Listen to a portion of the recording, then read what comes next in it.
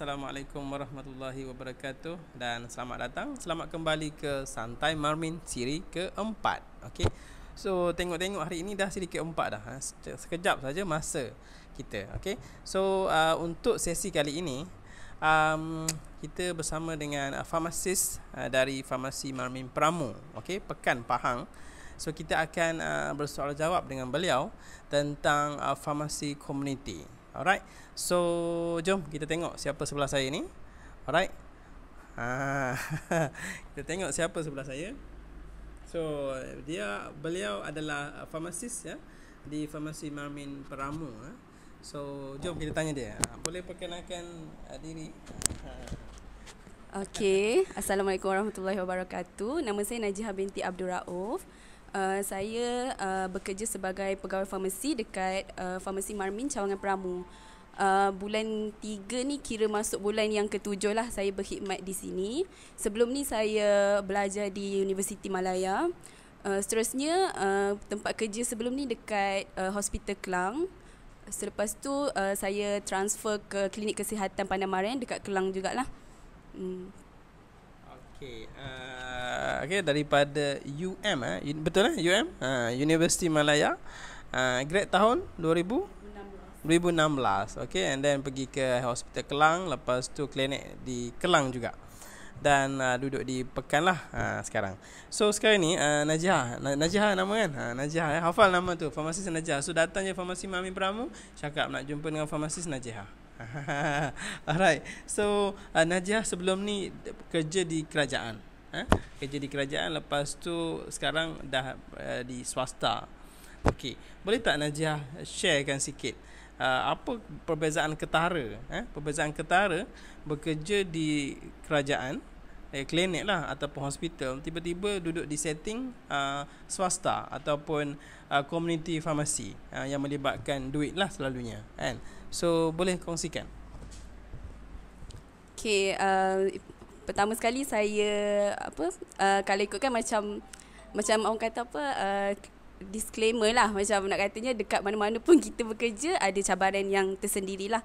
Tapi kalau saya sendiri dan dalam keadaan setting saya sendiri sekarang dekat Farmasi Pramu dan farmasi komuniti tu tersendirilah kan, cabaran-cabaran ataupun kelainannya adalah selain daripada kaunseling ubat-ubatan yang saya terlibat, macam yang mana kita tahu kalau dekat farmasi komuniti ni, kalau sejenis ubat tu dia akan ada banyak brand pula. So kita macam kena kuasai dan tahu jenis-jenis brand ubat-ubat tu lah.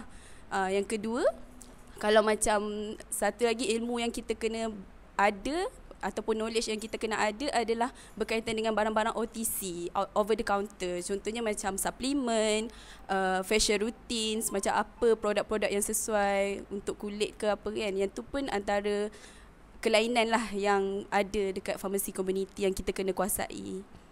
Okey.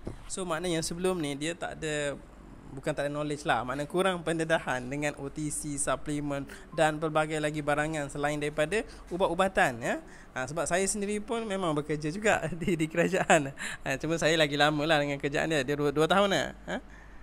2 tahun kerja kerjaan, lepas tu dia keluar ke farmasi komuniti. So saya dalam 7 tahun lah. So okey, sekarang ni maknanya belajar yang berbeza sikit daripada benda-benda yang sebelum ni lah. Mungkin kawan-kawan di kerajaan dia fokus kepada cara macam mana nak bagi ubat apa semua tu, tapi kita di farmasi komuniti kita belajar pasal product knowledge kan, pasal vitamin C dan segala-galanya lah yang ada dekat farmasi ya. Okey. So soalan seterusnya Najihah, boleh tak sharekan beberapa sebab utama kenapa pelanggan ataupun pesakit datang ke farmasi kan, dari perspektif Najihah lah. Sebab antara sebab utama kenapa pesakit ataupun orang datang ke farmasi, supaya at least kita tahu kalau kita nak buka farmasi nanti, apa sebab kita nak buka farmasi. Boleh tak sharekan? Okey, kalau selalunya yang customer datang tu pertama dia datang untuk sakit lah. Sakit yang macam sakit perut ke, demam, sesama kan. Lepas tu macam sakit-sakit yang biasa-biasa tu dia akan datang rujuk kepada kita lah. Dia tanya, kadang tu dia memang tanya, farmasis ada ke tak, macam nak tanya kan. Lepas tu ada juga yang datang untuk cari suplemen, macam apa ni, macam nak tahu extra lah, macam dia nak lebih lah macam untuk diri dia, untuk tambahan, makanan tambahan kan. Lepas tu ada juga yang datang untuk cari barang-barang rehab, macam kerusi roda, tongkat, lepas tu tongkat untuk solat, semua tu lah. So 3 perkara utama lah ya. Pertama, datang sebab sakit, minor ailment lah. Janganlah accident datang farmasi kan. Accident patah tangan, patah kaki, jangan datang farmasi kan. Saya pun tak boleh buat apa juga. So ya, macam sakit perut, sakit demam, sakit kepala, itu datang farmasi ya. Farmasi mana-mana pun boleh, tapi nak senang, farmasi Marmin. Nak senang. Okey, yang seterusnya datang sebab vitamin. Memanglah farmasi antara tempat yang menyediakan vitamin ready stock. Tak perlu nak book pre-order apa semua, tak payah. Datang je farmasi, tanya ahli farmasi, saya ada masalah sekian-sekian, saya nak amalkan vitamin. Yang mana satu vitamin yang sesuai untuk saya. Sesuai itu paling penting. Yang ketiga, sebab nak beli kerusi roda, wheelchair dan peralatan-peralatan rehab yang lain. Okey. So soalan seterusnya, susah tak sebenarnya jadi ahli farmasi ni? Najah. Susah tak jadi ahli farmasi di farmasi community? Okay, pada saya mungkin sebab saya sendiri minat dengan kerja ni sendiri, yang mana kita berinteraksi dengan orang, kita bantu dia untuk carikan solusi untuk masalah-masalah dia orang. So setakat ni kalau bagi saya susah tu taklah, tapi dia mencabar je, sebab kita kena kita kena ada ilmu, kita kena betul-betul faham situasi pelanggan kita, dan kita usaha untuk dapatkan solusi. Sebab cabaran ni antaranya macam mungkin kadang-kadang tu apa yang dia cari tu kita tak dapat penuhi, tapi kita cuba untuk selesaikan dengan bagi pilihan-pilihan lain yang lebih tepat, ataupun bagi pilihan lain yang macam hampir sama dengan apa yang dia nak, ataupun yang yang betul-betul membantu selesaikan masalah dia lah. Okay.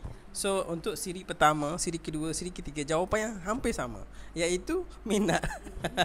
Passion. Nampak tak? So sebenarnya apa sahaja yang kita lakukan, kita mesti enjoy dengan kita punya tugasan, kerja kita. Alright. Kalau kita tak suka, memang kita rasa tak syok kan, tak best. So sekarang ni memang Najah seorang ahli farmasi dan beliau suka akan profession dia.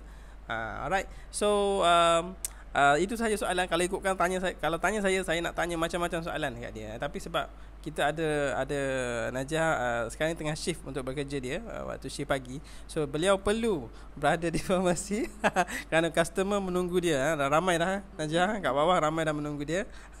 Okay. So kita jumpa lagi. Terima kasih kerana menonton Santai Marmin. Untuk edisi kali ini, saya mengharapkan anda mendapat manfaat. Contohnya mereka yang nak buka farmasi, mereka yang pegawai farmasi, ahli farmasi, atau anak-anak nak jadi farmasi. Inilah dia punya career dia punya masalah dia, okey, yang perlu dia selesaikan. So jumpa lagi. Jangan lupa, insya-Allah Farmasi Marmin Gambang akan beroperasi tak lama lagi. Orang Gambang, harap-harap anda dapat membantu kami untuk support Farmasi Marmin Gambang, okey, dan juga klinik Marmin di Kuantan juga dalam proses juga, insya-Allah pada bulan 4 nanti. So jumpa lagi. Bye bye.